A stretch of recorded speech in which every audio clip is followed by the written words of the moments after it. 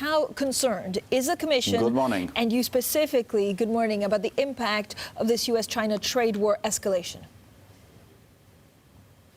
Well, indeed, if you look at our latest economic forecast, we expect some slowdown of EU and Euro economy this year, and expecting some rebound next year. So to be more specific, for Euro area economy, we expect 1.2% growth this year and 1.5% growth next year.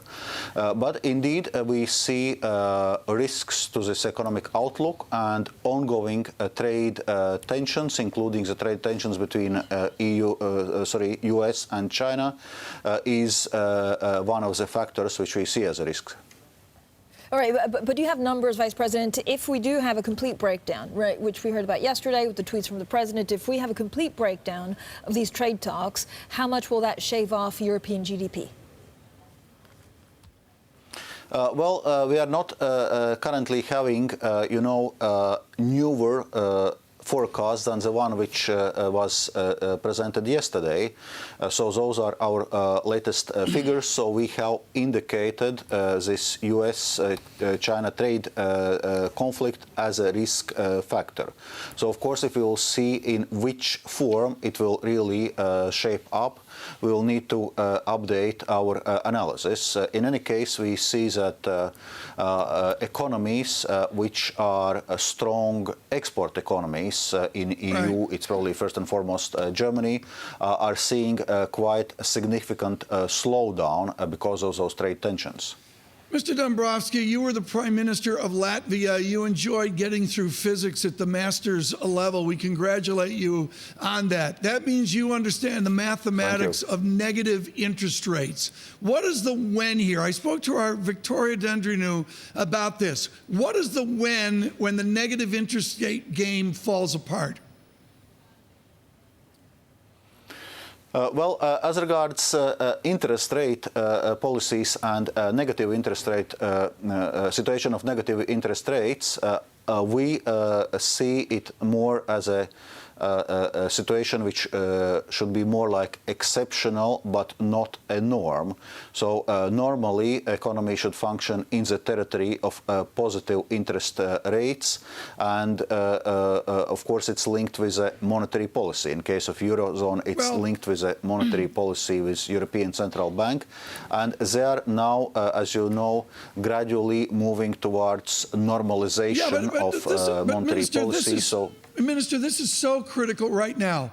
There's no gradual about it. Deutsche Bank printed a six-handle today. Mr. Vice President, Deutsche Bank printed a six-handle today. Commerce Bank just told our Matthew Miller of their desire to find revenue. Isn't it an immediate moment that Europe has to confront negative interest rates?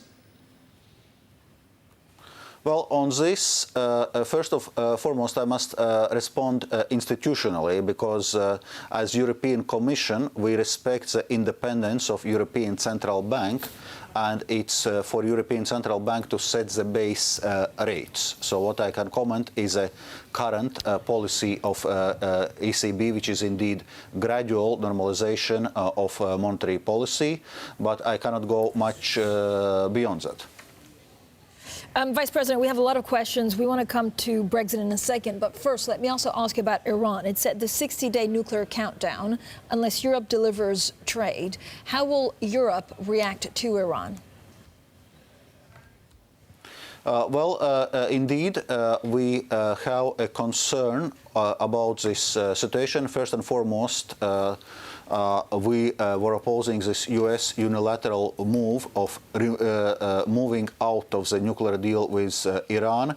Now they are going for further escalation of sanctions. Iran has announced also withdrawal from this nuclear deal. So this whole situation is a cause of concern for Europe. We are following it closely. We are in touch with relevant stakeholders, but we indeed regret it, because it has been confirmed in a number of times also by international institutions monitoring the implementation of the deal, that Iran actually was following their part of the deal. But, Vice President, if Iran were to withdraw from some or all of the accords, are we going to see European sanctions restored? This is something which we cannot exclude, but currently we are working closely with all stakeholders. As I said, we indeed regret the scenario in which it's developing and this escalation which is currently taking place. There are a number of reports which have not been confirmed by Bloomberg, but Vice President, that actually the talks between Labour and the Conservatives on Brexit are breaking down. What does that mean for the Brexit process and the Commission? From the EU side, the process is quite clear. We have reached an agreement with UK government on withdrawal agreement, and now it's for UK to decide which direction they really want to go. There is an extension till 31st of October to give UK more time to decide what Brexit scenario, if any, they prefer. What EU has been very clear already when granting this extension, that it does not mean reopening of withdrawal negotiations.